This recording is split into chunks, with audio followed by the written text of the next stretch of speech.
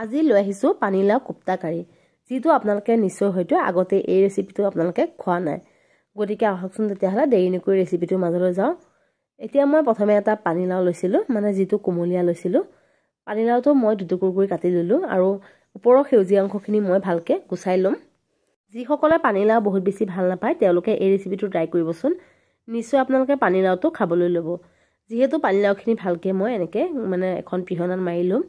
পিহনাৰ medium size যদি মাৰিব, বহুত বেছি সৰু নকৰিব, ডাঙৰ নকৰিব। এতিয়া এইখিনি মই ভালকৈ ৰাখি দিম। এতিয়া ইয়াত মই এড কৰিম অলপমান হালধি গুড়া, অলপমান কাশ্মীৰী লাল মিৰ্চ পাউডাৰ, সোৱাদ অনুসৰি আপোনালোকে নিমখ দিব। লগতে এইখিনি মই ভালকৈ এনেকৈ মিক্স কৰি ল'লোঁ। ইয়াৰ পাছত মই এড কৰিম ঘৰৰে যিটো চাউলৰ আটা পোৱা যায় তাৰে 2 চামুচ। আপোনালোকে বাইণ্ডিঙৰ কাৰণে হয়তো ইয়াৰ ঠাইত বেচনো ব্যৱহাৰ কৰিব পাৰে। মই যিহেতু চাউলৰ আটাটো বহুত বেছি মানে উপকাৰিতা, গতিকে সেইটো মই ব্যৱহাৰ কৰিলোঁ। আপোনালোকে চাউলৰ আটা 2 চামুচতকৈ যদি অলপ বেছিও লাগে তেতিয়া দিব। আৰু আপোনালোকে এটা কাম কৰিব, যদি পানীলাওটো অলপমান আগতীয়াকৈ চেপি লওঁ বুলি ভাবে চেপিও ল'ব পাৰিব। এনেকৈ মই গোল গোলকৈ পকৰী আকাৰত এইকেইটা ভাজি ল'লোঁ। ভালকৈ ৰঙাকৈ ভাজি ল'ব যাতে মানে অকণমান ক্ৰিস্পি টাইপ হয়। তাতে মই এটা কথা কওঁ, আপোনালোকে লাওটো সেউজীয়া অংশটো গুচোৱাৰ পিছতে ভালকৈ ধুই ল'ব। এতিয়া মই কেৰাহীটোৰ পৰা অলপমান তেল কমাই লৈ তাত মই এড কৰিম টুকুৰা কৰি থোৱা পিঁয়াজ আৰু লগতে টুকুৰা কৰি থোৱা 2টামান বিলাহী, কেঁচা জলকীয়া, আদা নহৰু সৰু সৰুকৈ টুকুৰা কৰি ৰাখিছিলোঁ আৰু লগতে 2টামান কাজু।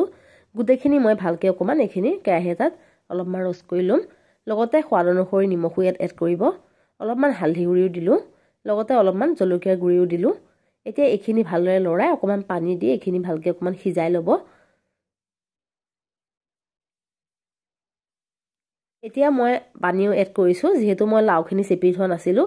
যদি আপোনালোকে লাওখিনি চেপি ৰাখে তেতিয়াহ'লে সেই পানীটো আপোনালোকে ইয়াত ব্যৱহাৰ কৰিব পাৰিব। তেতিয়া মানে লাওৰ যিটো ফ্লেভাৰ হয় মানে ভালকৈ তৰকাৰীখিনিত আহি যাব। এতিয়া মই এইখিনি অলপমান ঠাণ্ডা কৰি ভালকৈ মই এটা মিক্সিৰ গ্ৰাইণ্ডাৰত এটা গ্ৰাইণ্ড কৰি ল'ম। দেখিছে ভালকৈ স্মুথ হৈ গৈছে। এতিয়া এটা কেৰাহীত মই অলপমান তেল লৈ ল'লোঁ, লগতে অকণমান দিলোঁ আজৱাইন। এতিয়া মই যিখিনি পেষ্ট বনাই ৰাখিছিলোঁ সেইখিনি মই এতিয়া তেলত ভালকৈ দি দিম। গোটেইখিনি দিয়াৰ পাছত অলপমান পানীও মই ভালকৈ মিক্সিটো মই ধুই অলপমান ইয়াত এড কৰিম। এতিয়া ইয়াৰ পাছত আপোনালোকে চাব, যদি নিমখ লাগে নিমখটো আপোনালোকে আন্দাজমতে দিব। আৰু মোৰ যিহেতু নিমখটো জোখৰে আছিলে তাৰ বাবে মই নিমখ নিদিলোঁ। লগতে জলকীয়া গুড়ি অলপ দি অলপমান হালধি গুড়ি দিলোঁ।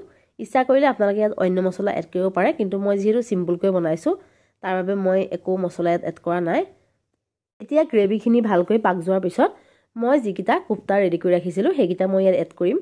আৰু আপোনালোকে গ্ৰেভিটো নিজৰ মানে ইচ্ছামতে ৰাখিব পাৰে। যদি আপোনালোকে অলপমান ডাঠ কৰি ৰাখোঁ বুলি ভাবে ৰাখিব পাৰে, বা অলপ পাতলাও কৰিব পাৰে। কোপ্তাকেইটা দি বহুত বেছি সময় উতলিবলৈও নিদিব, নহ'লে কোপ্তাকেইটা অলপমান কোমলি গ'লে খাবলৈ বহুত বেছি টেষ্ট নহয়। এতিয়া মই ওপৰত অলপমান কেঁচা ধনিয়া আৰু কেঁচা জলকীয়া এড কৰিছোঁ। এতিয়া মোৰ কাৰীটো ৰেডি হৈ গৈছে। আপোনালোকে যিকোনো ভাত বা ৰুটিৰ লগত ছাৰ্ভ কৰিব পাৰে। যিসকল নিৰামিষ হয় তেওঁলোকৰ বাবে এই ৰেচিপিটো বহুত বেছি প্ৰয়োজনীয়। আৰু এবাৰ নিশ্চয় ট্ৰাই কৰি চাব, কেনেকুৱা লাগিলে ৰেচিপিটো জনাব। ওপৰত মই ভাল লগাৰ কাৰণে অলপমান মানে ফ্ৰেছ ক্ৰীম অকণমান গাৰ্নিচিং কৰি দিছোঁ। কেনেকুৱা লাগিলে লুকটো ক'ব। আজিলৈ ইমানেই আছিলে। ৰেচিপিটো কেনেকুৱা লাগিলে জনাব। আৰু মোৰ যদি চেনেলটো আজিলৈ ছাবস্ক্ৰাইব কৰা নাই এবাৰ ছাবস্ক্ৰাইব কৰি দিব। Thank U.